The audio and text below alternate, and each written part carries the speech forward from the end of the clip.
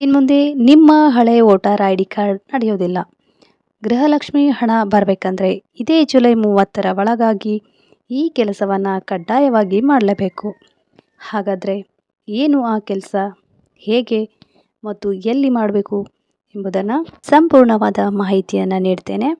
ಅದಕ್ಕಿಂತ ಮುಂಚೆ ನಮ್ಮ ಚಾನಲನ್ನು ಸಬ್ಸ್ಕ್ರೈಬ್ ಮಾಡದೆ ನೋಡ್ತಾ ಇದ್ದರೆ ದಯವಿಟ್ಟು ಸಬ್ಸ್ಕ್ರೈಬ್ ಮಾಡ್ಕೊಳ್ಳಿ. ಪಕ್ಕದಲ್ಲಿರೋ ಬೆಲ್ ಐಕನ್ನ ಪ್ರೆಸ್ ಮಾಡಿ. ಇದರಿಂದ ನಾನು ಮಾಡೋ ಪ್ರತಿಯೊಂದು ಹೊಸ ವಿಡಿಯೋಗಳು ನಮಗೆ ಬಂದು ತಲುಪುತ್ತೆ. ವಿಡಿಯೋ ಸ್ಕಿಪ್ ಮಾಡದೆ ಪೂರ್ತಿಯಾಗಿ ನೋಡಿ. ಹಾಗೆ ವಿಡಿಯೋ ಇಷ್ಟ ಆದರೆ ಒಂದು ಲೈಕ್ ಮಾಡೋದನ್ನು ಮರಿಬೇಡಿ. ರಾಜ್ಯದ ಎಲ್ಲ ಗೃಹಲಕ್ಷ್ಮಿಯರ ಗಮನಕ್ಕೆ. ರಾಜ್ಯದ ನೂತನ ಮುಖ್ಯಮಂತ್ರಿಗಳಾದ ಡಿ.ಕೆ. ಶಿವಕುಮಾರ್ ಅವರು ಪಂಚ ಗ್ಯಾರಂಟಿ ಯೋಜನೆಗಳ ಪುನರ್ ಪರಿಶೀಲನೆ ಕಾರ್ಯಕ್ರಮಕ್ಕೆ ವೋಟರ್ ಐ ಡಿ ಕಡ್ಡಾಯಗೊಳಿಸಲಾಗಿದ್ದು, ಪ್ರತಿ ಗೃಹಲಕ್ಷ್ಮಿ ಮಹಿಳೆಯರು ವೋಟರ್ ಐ ಡಿ ಕಾರ್ಡ್ ಹೊಂದಿರುವುದು ಕಡ್ಡಾಯವಾಗಿದೆ. ಇಲ್ಲ ಅಂದರೆ ನಿಮಗೆ ಗೃಹಲಕ್ಷ್ಮಿ ಹಣ ಬರುವುದಿಲ್ಲ. ಹೌದು ಸ್ನೇಹಿತರೆ, ಇಡೀ ಕರ್ನಾಟಕದಾದ್ಯಂತ ಗೃಹಲಕ್ಷ್ಮಿ ಹಣ ಪಡೆಯುತ್ತಿರುವ ಮಹಿಳೆಯರು CSC ಕೇಂದ್ರ ಹಾಗೂ ಗ್ರಾಮ ಒನ್ ಹಾಗೂ ಇಂಟರ್ನೆಟ್ ಸೆಂಟರ್ಗಳಿಗೆ ಹೋಗಿ ಐ ಡಿ ಕಾರ್ಡ್ ಮಾಡಿಸಿಕೊಳ್ಳುತ್ತಿದ್ದಾರೆ. ಡಿ.ಕೆ. ಶಿವಕುಮಾರ್ ಅವರು ಹೇಳಿದಂತೆ ಕರ್ನಾಟಕದ ಮಹಿಳೆಯರನ್ನು ಹೊರತುಪಡಿಸಿ ಇತರೆ ರಾಜ್ಯದ ಮಹಿಳೆಯರು ಕೂಡ ಗೃಹಲಕ್ಷ್ಮಿ ಯೋಜನೆಯ ಲಾಭ ಪಡೆದುಕೊಳ್ತಾ ಇರೋದು, ಯೋಜನೆಯ ದುರುಪ ಆಗ್ತಾ ಇರುವುದನ್ನು ತಡೆಗಟ್ಟುವುದಕ್ಕೆ ರಾಜ್ಯದ ಎಲ್ಲ ಮಹಿಳಾ ಫಲಾನುಭವಿಗಳಿಗೆ ವೋಟರ್ ಐ ಡಿ ಕಾರ್ಡ್ ಕಡ್ಡಾಯಗೊಳಿಸಲಾಗಿದೆ. ಈಗಾಗಲೇ ನಿಮ್ಮ ವೋಟರ್ ಐ ಡಿ ಕಾರ್ಡ್ ಇದ್ರೂ ಕೂಡ ಹಣ ಬರೋದಿಲ್ಲ. ಹೌದು, ರಾಜ್ಯದ ನೂತನ ಮುಖ್ಯಮಂತ್ರಿಗಳಾದ ಡಿ.ಕೆ. ಶಿವಕುಮಾರ್ ಅವರು ಪಂಚ ಗ್ಯಾರಂಟಿ ಯೋಜನೆಗಳಲ್ಲಿ ಅತ್ಯಂತ ಜನಪ್ರಿಯವಾದ ಗೃಹಲಕ್ಷ್ಮಿ ಯೋಜನೆಯ ಎಲ್ಲ ಫಲಾನುಭವಿಗಳಿಗೆ ಕಡ್ಡಾಯವಾಗಿ ವೋಟರ್ ಐ ಡಿ ಕಾರ್ಡ್ ಹೊಂದಿರುವುದು ಕಡ್ಡಾಯಗೊಳಿಸಲಾಗಿದೆ.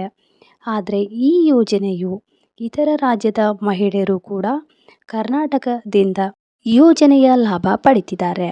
ಹಾಗಾಗಿ ಈ ದುರುಪಯೋಗ ತಡೆಯಲಿಕ್ಕೆ ಮುಖ್ಯಮಂತ್ರಿಗಳಾದ ಡಿ.ಕೆ. ಶಿವಕುಮಾರ್ ಅವರು ಈ ನಿರ್ಧಾರ ತೆಗೆದುಕೊಂಡಿದ್ದಾರೆ.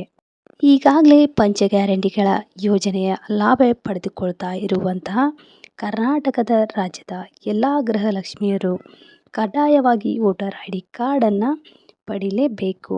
ಆದರೆ ನಿಮ್ಮ ವೋಟರ್ ಐ ಡಿಯಲ್ಲಿ ಇರುವ ಹೆಸರು ಮತ್ತು ಜನ್ಮ ದಿನಾಂಕ ಹಾಗೂ ತಂದೆಯ ಹೆಸರು ಅಥವಾ ಗಂಡನ ಹೆಸರು ಮತ್ತು ವಿಳಾಸ, ಆಧಾರ್ ಕಾರ್ಡ್ನ ವಿಳಾಸ ಒಂದೇ ಆಗಿರಬೇಕು.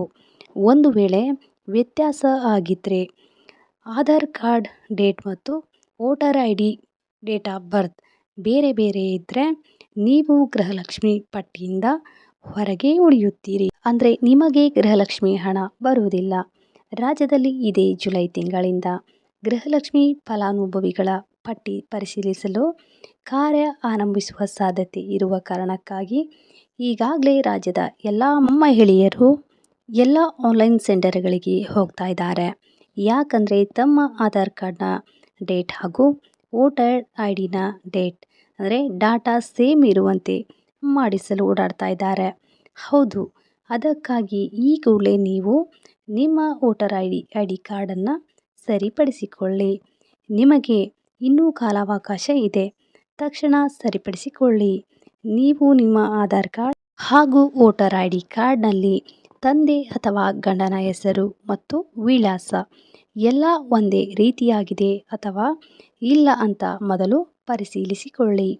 ಒಂದು ವೇಳೆ ಒಂದೇ ರೀತಿ ಇರಲಿಲ್ಲ ಅಂದರೆ ನಿಮ್ಮ ಹತ್ತಿರದ ಇಂಟರ್ನೆಟ್ ಸೆಂಟರ್ ಅಥವಾ CSC ಸೆಂಟರ್ ಅಥವಾ ಗ್ರಾಮ ಒನ್ ಯಾವುದೇ ಆನ್ಲೈನ್ ಸೆಂಟರ್ಗಳಿಗೆ ಹೋಗಿ ನಿಮ್ಮ ಆಧಾರ್ ಕಾರ್ಡ್ನ ಡಾಟಾ ಹಾಗೂ voter I D card data ಒಂದೇ ರೀತಿಯಾಗಿ ಇರುವಂತೆ ಮಾಡಿಸಿಕೊಳ್ಳಿ. ಎರಡೂ ಕಾರ್ಡ್ನಲ್ಲಿ ಪ್ರತಿಯೊಂದು ಅಕ್ಷರವೂ ಕೂಡ ಒಂದೇ ರೀತಿಯಾಗಿರಬೇಕು. ಉದಾಹರಣೆಗೆ ಆಧಾರ್ ಕಾರ್ಡ್ನಲ್ಲಿ ಒಂದು ಮಹಿಳೆಯ ಹೆಸರು ಕಲಾವತಿ ಇದ್ದು ವೋಟರ್ ಐ ಡಿಯಲ್ಲಿ ಕಲ್ಲವ್ವ ಇದೆ. ಅದನ್ನು ಬೇಗ ಸರಿಪಡಿಸಿಕೊಳ್ಳಿ. ಇಂಥವರಿಗೆ ಹಣ ಬರುವುದಿಲ್ಲ. ಆಧಾರ್ ಕಾರ್ಡ್ನಲ್ಲಿ 1955 ಡೇಟ್ ಆಫ್ ಬರ್ತ್ ಇದ್ದು ವೋಟರ್ ಐ ಡಿನಲ್ಲಿ 1980 ಇರುತ್ತೆ.